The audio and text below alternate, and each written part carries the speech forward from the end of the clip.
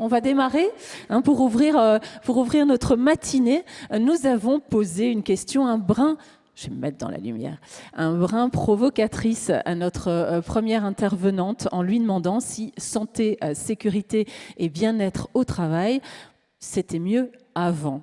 Je vous laisse découvrir. Vous avez entendu la chaise. La réponse d'Anne-Sophie Bruno, maître de conférence. Elle arrive, Anne-Sophie, maître de conférence à la Sorbonne, spécialiste de l'histoire du travail ouvrier et des questions de santé au travail. Anne-Sophie, vous avez un retour qui est là, donc vous n'avez pas de difficulté à avoir votre support et vous avancez avec la petite zapette. Exactement. Anne-Sophie, vous avez 20 minutes maximum pour amener vos réponses à cette question, je le disais, un brin provocatrice pour ouvrir la journée. Je vous en prie. Tout d'abord, merci de l'invitation, puisque c'est l'occasion pour moi de présenter des réflexions que souvent, en tant que chercheur, on fait seul dans son bureau ou avec des collègues, mais en fait, le vrai sens de notre travail, c'est dans l'échange avec vous aussi, même si je remonte au 19e siècle, et du coup, vous allez vous dire, bon, l'échange sera peut-être plus difficile à mener, mais je pense qu'un regard historique est aussi une façon pas de porter des leçons et de tirer des leçons de l'histoire, mais d'essayer de mieux identifier certains éléments qui sont cruciaux pour faire avancer les questions de prévention en matière de santé au travail.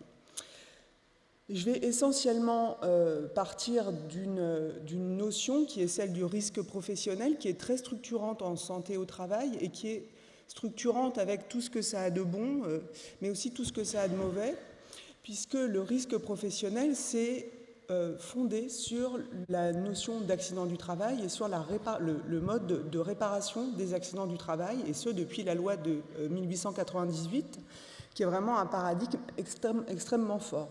Et ce que je vais essayer de vous présenter aujourd'hui, c'est à la fois comment s'est construit ce régime du risque professionnel, dans quel contexte, comment est-ce qu'il a éventuellement évolué, pas tellement évolué, et ce qu'il a permis d'apporter en matière de prévention, mais aussi en quoi il a pu réduire les possibilités de réflexion pour une meilleure prise en charge des enjeux de santé au travail.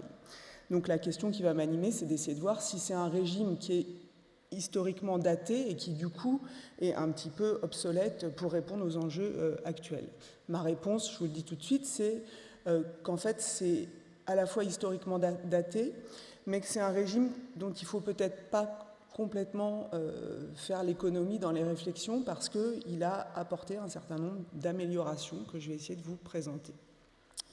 Alors revenons tout d'abord sur la construction de ce régime professionnel, avec un grand bouleversement dans la façon dont on a pensé la responsabilité. Ça a été très bien montré par les spécialistes de la législation sur les accidents du travail, notamment François Ewald, qui a montré que l'adoption de la loi de 1898, c'est une rupture juridique majeure qui permet de faire passer d'un régime de prise en charge des accidents et des problèmes de santé au travail sous l'angle de la faute, notamment devant les tribunaux civils, et de son corollaire qui était la prévoyance individuelle, puisque l'idée c'est de mettre l'accent sur la responsabilité des employeurs en tant qu'individus dans la survenue de l'accident, et dans la responsabilité de chacun, y compris des travailleurs, dans la mise en place de dispositifs de prévoyance. Donc au 19e, on pense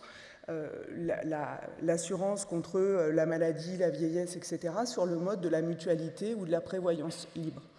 Ce régime qui est dominant au 19e siècle, il va être transformé à la fin du 19e siècle par l'entrée dans le règne des assurances sociales, qui est d'abord un régime marqué par la législation sur les accidents du travail.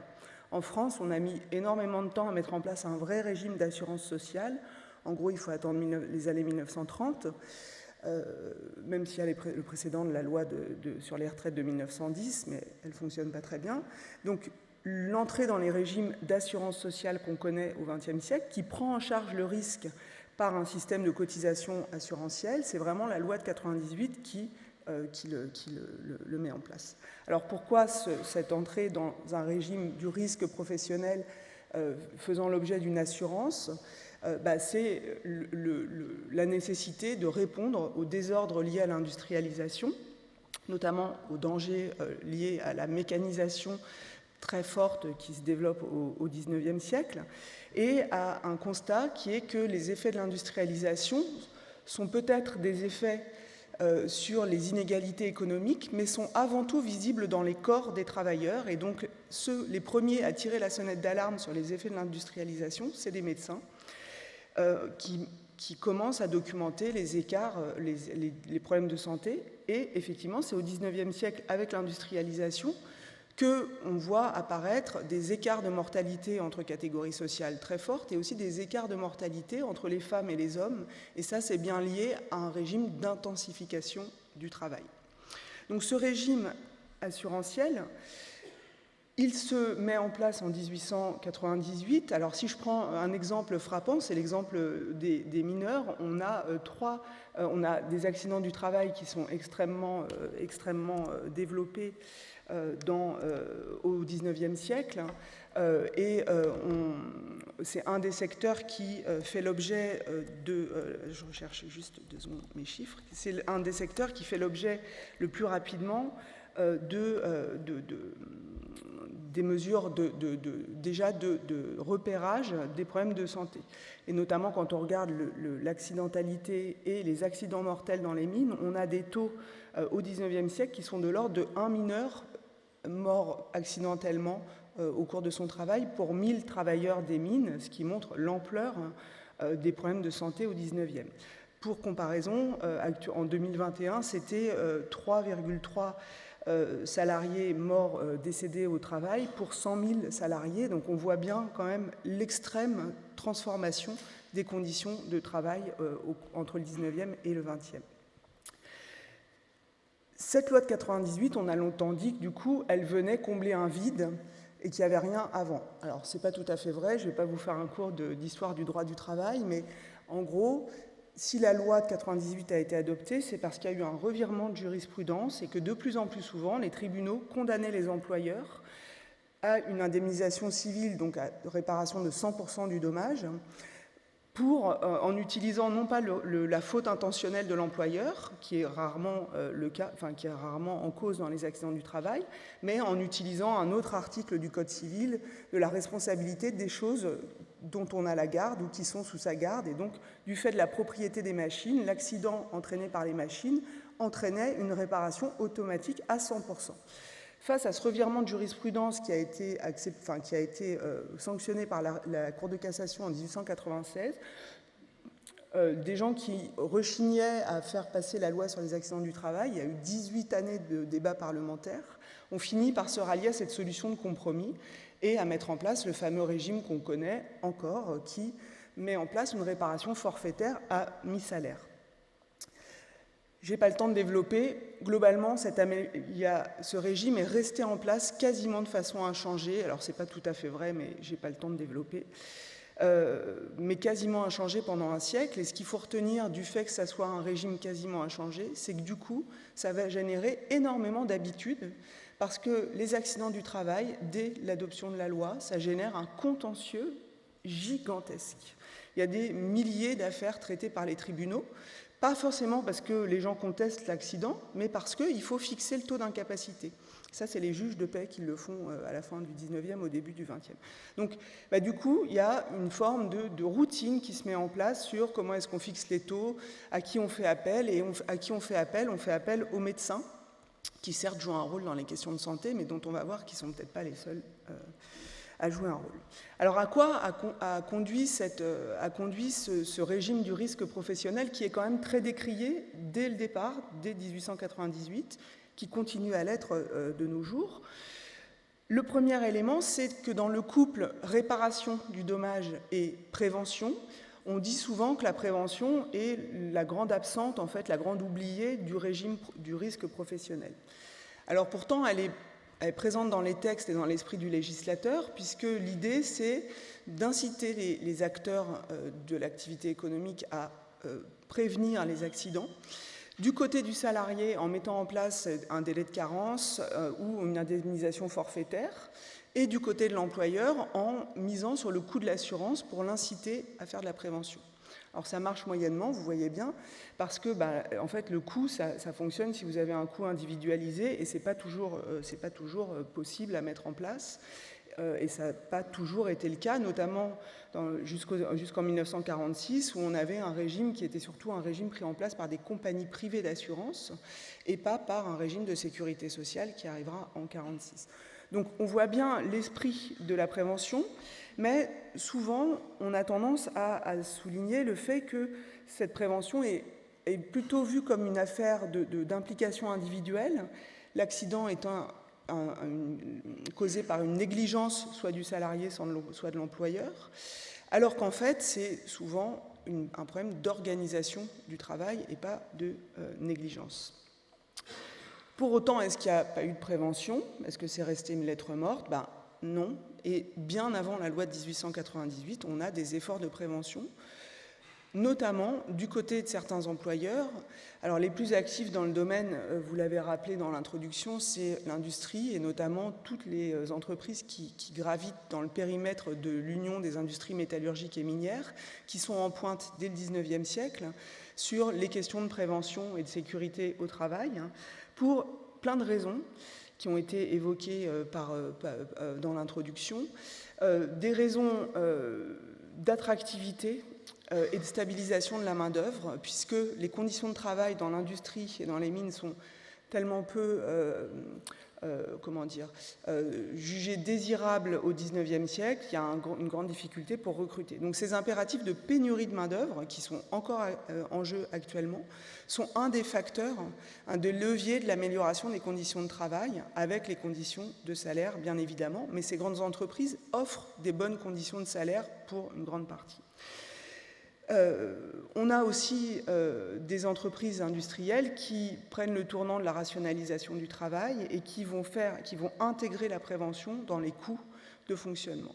Donc ce modèle, il a été pensé plutôt par l'industrie et globalement, toute la réflexion des organisations patronales, elle a été développée par l'UIMM pendant une bonne partie du XXe siècle, jusqu'aux années 1950-1960.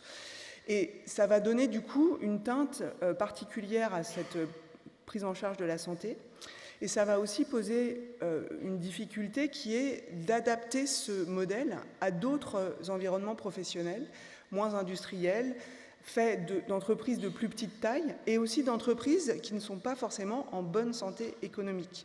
Parce que certes, la prévention, c'est un investissement rentable, mais comme tout investissement, il faut avoir de l'argent à miser au départ. Et donc, ça se développe surtout dans des grandes entreprises qui sont plutôt en bonne santé d'un point de vue économique.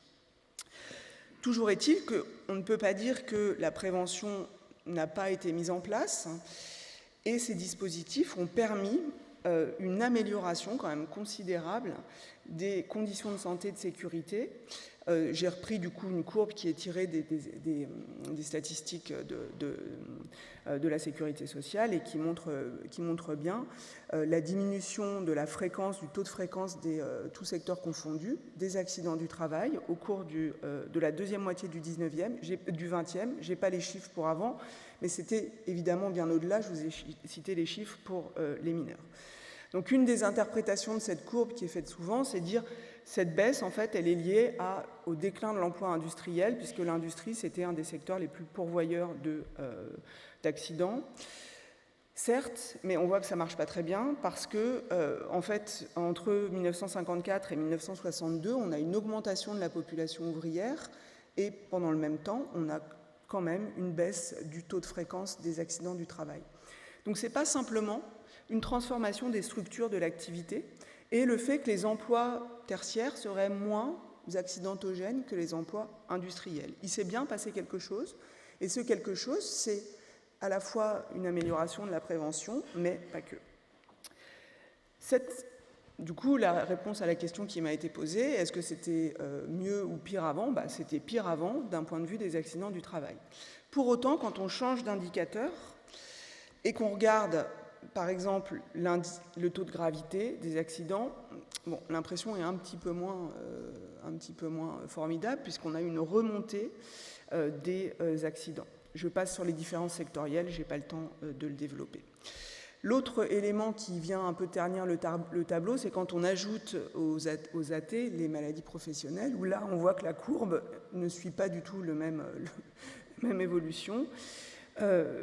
Et l'augmentation des maladies professionnelles est un problème pour le régime du risque professionnel parce qu'il n'y a pas la même temporalité de l'affection des atteintes à la santé dans les maladies professionnelles. Les maladies professionnelles, et on le sait, les cancers par exemple, c'est multifactoriel. Or, le régime professionnel du risque professionnel a été pensé sur un lien direct et immédiat entre l'activité et la survenue de l'atteinte. Donc quand on pense le risque professionnel comme ça, forcément, les employeurs, quand on leur dit c'est une maladie professionnelle, donc c'est de votre responsabilité financière, ils vont avoir tendance à dire non, parce que c'est plurifactoriel et regardez, l'individu fumait et donc ça a contribué. Donc on voit bien tous les débats, vous êtes suffisamment au courant là-dessus pour voir que la difficulté que pose cette augmentation et cette augmentation de la reconnaissance des maladies professionnelles. Ça souligne du coup une contestation croissante depuis les années 70 du régime du risque professionnel. Alors, une contestation par la voie judiciaire, j'ai 2 minutes, il me reste 2 minutes, je n'ai pas le temps de la développer. Bon, si vous avez envie qu'on en discute, on en rediscutera peut-être si on a un temps d'échange. Mais surtout, je voulais en venir au fait que le régime du risque professionnel, qui a très bien fonctionné pour les accidents du travail, est beaucoup moins bien adapté à la prise en charge globale de la santé au travail, notamment aux problèmes d'usure au travail et de questions de santé des travailleurs vieillissants.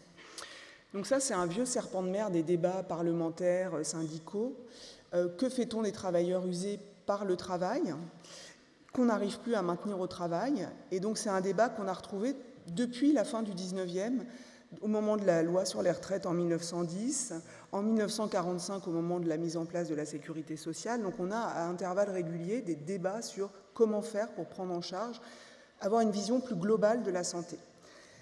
Le problème, c'est qu'en fait, à cette question, autant sur les AT, il y a une forme de compromis qui continue à fonctionner, autant sur tout ce qui déborde d'un lien direct facile à voir, le compromis est infaisable. Il y a eu plusieurs possibilités, débats sur la définition qu'on pourrait donner à cette prise en charge. Est-ce que les travailleurs vieillissants, il faut finalement les assimiler aux AT, aux MP, c'est-à-dire leur faire passer un examen par un médecin? Mais là, c'est trop tard en termes de prévention, c'est-à-dire qu'une fois que vous êtes usé, vous êtes usé, et donc qu'est-ce qu'on va faire de vous? Est-ce qu'on le prend en charge par un système de retraite pénibilité, etc. Est-ce qu'on définit des secteurs à risque, des postes à risque, des emplois à risque, notamment en utilisant ce qu'on ne fait jamais en France, des statistiques et de l'épidémiologie, pour essayer de définir des contextes plus dangereux pour la santé?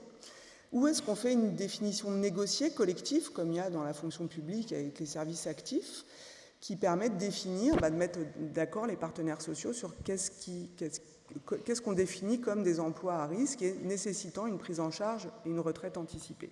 Bon, ça, c'est des débats qu'on a eus avec la retraite sur la retraite pénibilité.